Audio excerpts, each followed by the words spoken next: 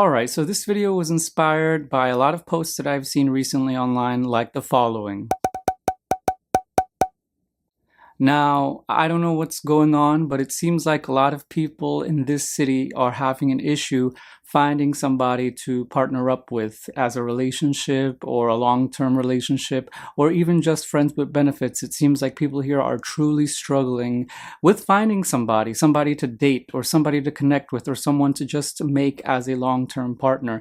And it's kind of crazy because like this city has over 8 million people, and you would think, wow, there's so many fish in the sea. It's not even a fucking sea, it's an ocean. It's a whole ass ocean here, and you can't find anybody. And you know, a lot of the times when you say that to people, they're like, no, it's your fault. You're not good enough. You're not trying hard enough. You're not doing this. You're not doing that. They're always gaslighting you and telling you it's you.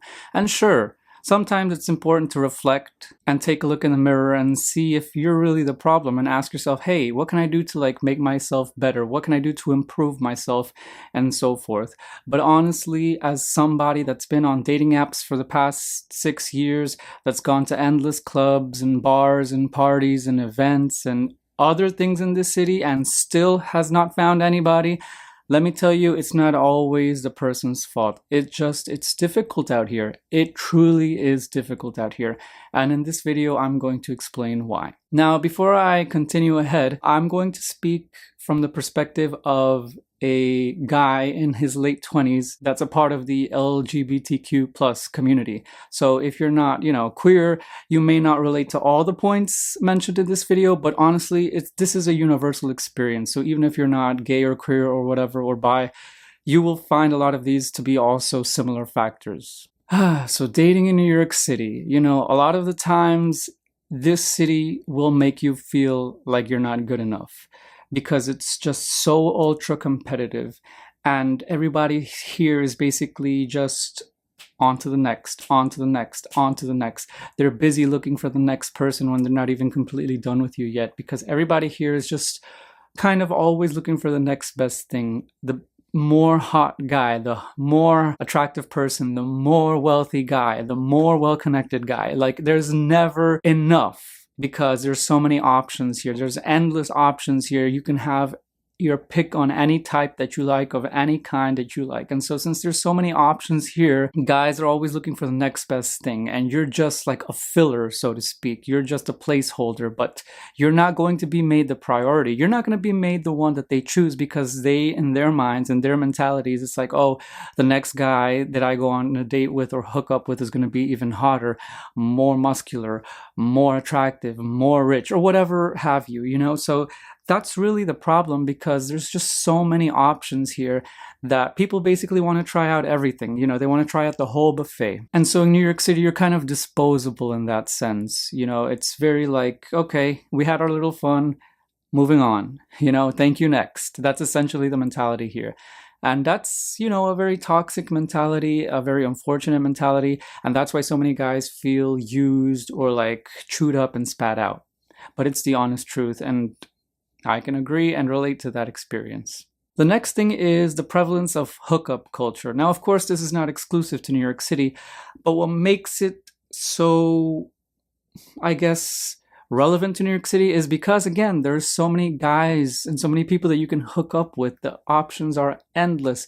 And since you have such a prevalence of hookup culture, people here, they've kind of transformed connections and sex into being transactional and more of a thing to just get you off than actually create a lifelong connection or something deeper than that. It's very shallow. Everything here when it comes to relationships and sex, it feels very transactional. It feels very performative. It doesn't actually feel like a connection is being made.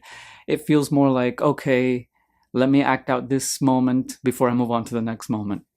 And that's the problem. That's why you can't really break through that barrier of getting to know somebody or making a connection that's beyond skin deep. And like, don't get me wrong, I'm a very sexual person. I'm a very sex positive person, but I hook up way more than I go on dates. And if I had it my way, it would not necessarily be that way, because sometimes I do just want to go out for a drink with a guy. Sometimes I do just want to go out and watch a movie. Sometimes I just want to go out to eat with somebody, but there's literally nobody to do that with that I'm interested in and is interested back in me. You know, all that I would find is like a guy being like, hey, want to hook up? Hey, want to hook up? Hey, want to, and then we do it and that's it. Moving on to the next. And if you show any interest outside of that, or like you ask for their number or you text them or hit them up afterwards, you're either going to get ghosted or blocked or be looked at as a weirdo or like somebody that like catches feelings quickly, when in reality I'm just like, damn, we just did something really, intimate together. Why not also just do other normal things together? But no. And on top of that, it's just like a one and done, like, okay, check you off my list. So yeah, even in New York City, I struggle to find somebody to just take out for a drink to a bar, have a good conversation with. I've been on Tinder since 2018, and out of all those taps and likes, I've only gone on 2 dates. 2 dates. And of course, it never ended up in anything. But that just goes to show how difficult it's become in this city when it comes to making relationships and dating. This city kind of like forces you to almost be sexual to meet guys and, possibly make a connection out of that. All right, so another problem with dating in New York City is the constant unrealistic expectations. I talked about this earlier, but everybody here wants the most chiseled jawline, the biggest you-know-what, six-pack abs or model looks, has a lot of money, family connections, business connections.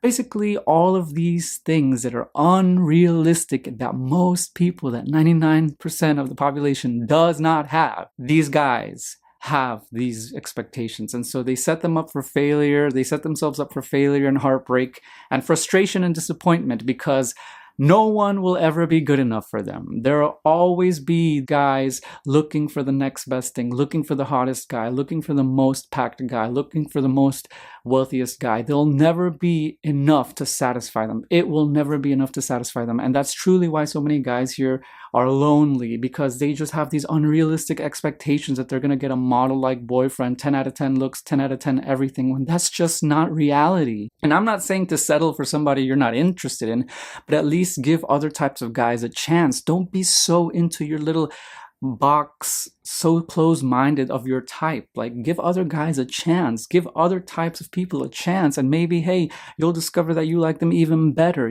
but everybody here is just ironically so close-minded in this aspect, which is crazy because we live in one of the most diverse cities in the world. You would think that guys here would not have like a stereotype to fit in, but trust me, there truly is a stereotype here that you have to fit into in order to be coveted and wanted and liked and, just desired. And if you don't fit into that, good luck. So yeah, it's truly sad because I see this all the time when I go to like bars and clubs. Like, you'll see the average looking guys just being completely ignored, and then everybody's flocking to the model like looking guys. And it's so funny because the average looking guys in this city aren't even bad looking, and they wouldn't be anywhere else. But in New York City, the standard and the bar is set that high that you feel like you can never catch up.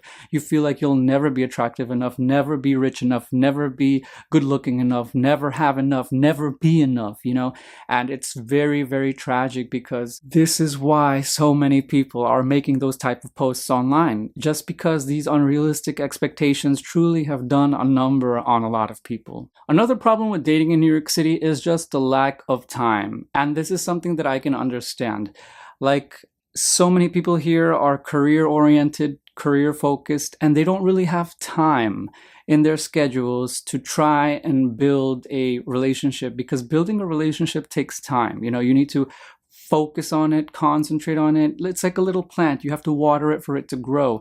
And if you don't have the time to do that because you're exhausted from work, or when you're not exhausted from work, you're at work, how can you possibly make that time? And of course, they say if you truly want it, you will make time for it. But the problem is many people don't want to even take that risk anymore. They're just driven and focused on their careers, or they have schedules that are packed that don't align with your schedule. So there's no time to meet up. And that's why a lot of people like take forever to respond to a simple text or a phone call, and then you get like feelings because you're like, did I do something wrong? But it's not really anything to do with you, it's to do with them and their busy lives. And so again, since in New York City, guys are always hustling, people are always hustling, there's not really a lot of time or space available to be making connections all day, like, outside of speed dating events or something like that. And that's a problem, right? If you don't have time for something, how can you actually delve into it and make one happen? The next thing I want to talk about is how a lot of guys here are not from New York City. And I don't mean that as in like transplant. I mean that obviously New York City gets a lot of tourism. A lot of people come here from international countries and also even across the United States. So there's a lot of transient type of guys here that are only here for a season. They're not here forever. And so, like, let's say you make a connection with a guy you really like. He's from Switzerland, he's from Germany, he's from Australia, he's not here to stay, he's on vacation. Or let's say you make a connection with a guy you really like, oh, he's moving out, he's going back to his home state. So it's like, oh my goodness, like, why is it that when I finally find somebody I like, they're not here to stay, they're going back to Timbuktu, And that's the problem, because like guys here just come and go. And so it's like you spent all this time hoping that this was going to be the one, only for the one to leave. And of course, you can go backpack with him, go to his state, go to his home country. But like, that's obviously a problem if you're rooted in this city and you have a job here and you pay taxes here and you live here and yada, yada, yada. So that to me is something that's unfortunate, because I've met great guys here that are just here for vacation or just visiting or in town for a day or two. And I'm like, damn, of course, just my luck. The one guy that I like is not from here. So that's also a problem here. Another thing that is also a problem here with New York City guys, that applies in general, but to New York City, is, in my opinion, just the mild classism. A lot of things here in New York City are very obviously expensive, and that of course includes parties and clubs and bars and drinks, and gay culture as a whole is expensive, okay? So parties here will run you $300 a ticket, and then they even go for higher when they're like resold and stuff. And so it's like, in order to actually meet guys in gay spaces, you have to spend a lot of money. You have to spend hundreds of dollars a night, and that's just not something that's feasible if you're making, payments on like rent and like your debts and loans and all these other things. So it's like, how else am I going to meet guys? How else am I going to meet guys if I don't even have the money to afford going to these types of parties or events where like I could meet guys? And a lot of people suffer from this, where it's just like, it kind of just excludes the brokies or like the guys that don't make 100K a year, which is not every guy, unless you have a tech job or something, you will not be making that money. And so it's just a problem, in my opinion, of how expensive even gay events here are and the gay lifestyle is, and so there definitely is a sort of classism that's not explicit, but it is kind of like underlying, because it excludes a lot of guys from being able to go to these things. And even guys that can afford to go to these things, it's just not a consistently feasible type of thing. You get what I'm saying? So like for me, for example, I don't even go to those things because I can't afford them. And so I just don't even know how guys can afford those type of things, because I don't even make nearly the amount of money needed to be able to go to those things regularly. And yes, I'm also talking about Fire Island. All right, and the last thing I want to talk about when it comes to dating in New York City and why it sucks is because of some mild/casual racism. I know, shocker, New York City, one of the most liberal, diverse places in the United States and in the world, being racist? Listen, again, I feel like a lot of people have a lot of ideas about New York that are not connected with reality, and you don't get to see that until you actually live here. But there is racism in this city, and there is a lot of microaggressions going on here. There's a lot of guys that only date certain races or only want to date a certain race for a certain type of thing. And it's just like, whoa, whoa, whoa.